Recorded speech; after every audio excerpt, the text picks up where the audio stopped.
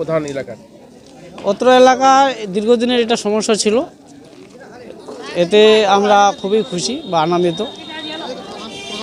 কাদের পক্ষ থেকে কতটুকু রাস্তা হয়েছে?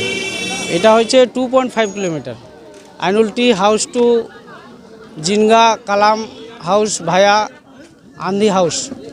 কিষাণ খেত মঞ্চের সভাপতি হিসাবে কি বলবেন? বলার কোনো জায়গা নেই, মানে আমরা এত আনন্দিত, এত খুশি যে 2-3 দিন ধরে শুধু আমরা পথশ্রী রাস্তার উদ্বোধন করেই চলেছি। মমতা ব্যানার্জি কালিয়াগঞ্জ ব্লকে এত ঢেলে আমাদের রাস্তা করানোর জন্য টাকা দিয়েছে, এতে আমরা খুবই আনন্দিত কালিয়াগঞ্জ ব্লকের মানুষ। এবং কালিয়াগঞ্জের ব্লকের মানুষ এবার তৃণমূলের সাথেই থাকবে, তাতে তাদের দেখেই বোঝা যাচ্ছে যে তারা তৃণমূলের সাথেই থাকবে। কোথায় কোথায় রাস্তার উদ্বোধন করা হলো? আজকে তিলগা থেকে শুরু করে তারপরে হচ্ছে ভেউর থেকে জুনডিপির থেকে চাইপাড়া থেকে ফাটাকালি থেকে জিনগাঁও। আজকে 6খানা রাস্তা উদ্বোধন করা হলো। এরকম আমাদের 2-3 দিন ধরে চলছে। জিনগা কালুডাঙ্গা এতদিন রাস্তা হয়নি কেন? না, নিয়মিত আমাদের আমাদের সমাধান থেকে শুরু করে এটা 4-3 ফেজ, মানে 4 ফেজ, এটা আমাদের 1-2-3 হয়ে গেছে। এবং আমাদের সমস্ত রাস্তাই হয়েছে। এগুলো শুধু বড় রাস্তা, যেগুলো 1 কিলোমিটার, 1.5 কিলোমিটার, 2 কিলোমিটার, ছোট রাস্তা আমাদের পঞ্চায়েত সমিতি করে দিয়েছে।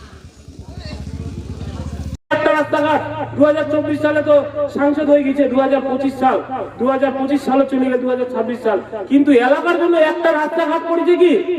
এলাকার জন্য একটা রাস্তাঘাটের জন্য চিন্তা ভাবনা করেছে? কিন্তু মাননীয় মুখ্যমন্ত্রী মমতা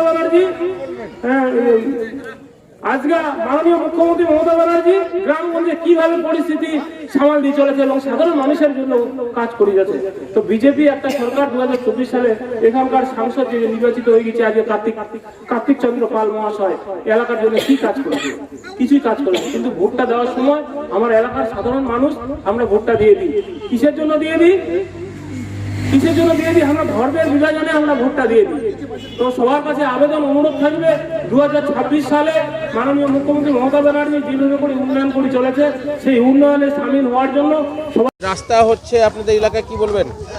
এই রাস্তা হচ্ছে তৃণমূল সরকারের আমলে আমরা খুব গর্বিত,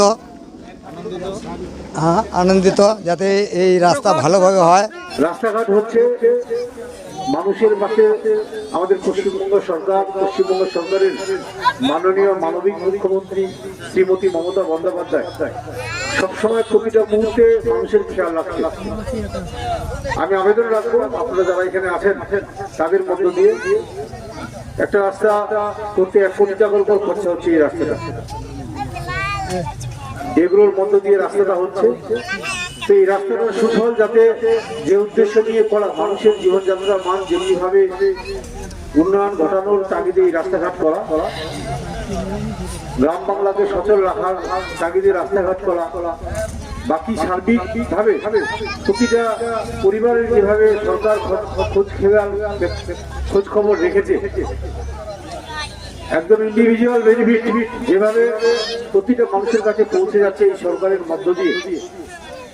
সরকার, পশ্চিমবঙ্গ সরকার ইচ্ছা করলে সেগুলো না দিলেও পারতো। আমরা দীর্ঘ বাম জামানায় দেখেছি, সিপিএম এর আমলে দেখেছি, আমরা কখনো লক্ষ্মীর ভান্ডার পাবো কল্পনা করতে পারিনি। আমরা বাচ্চা কাচ্চার পড়াশোনার জন্য বই খাতা সব ফ্রি পাবো, জুতা জামা কাপড় ফ্রি পাবো এবং বাড়িতে রেশন পাবো, এটা কখনো আমরা কল্পনা করতে পারিনি। আজকে এই সরকারের সার্বিক প্রচেষ্টার ফলে গ্রাম বাংলার যে উন্নয়ন হয়েছে সেটা আমরা আমাদের মুখ্যমন্ত্রী মমতা ব্যানার্জির হাত ধরেই পেয়েছি। তাই মানখালা এবং বিভিন্ন জনজাতির মধ্যে ভেদাভেদ তৈরি করার মধ্য দিয়ে এই যে অপশক্তি একটা কাজ করছে, রাজনীতির ফায়দা তোলার চেষ্টা করছে, এটা আপনাদেরকে পাশে রাখতে হবে।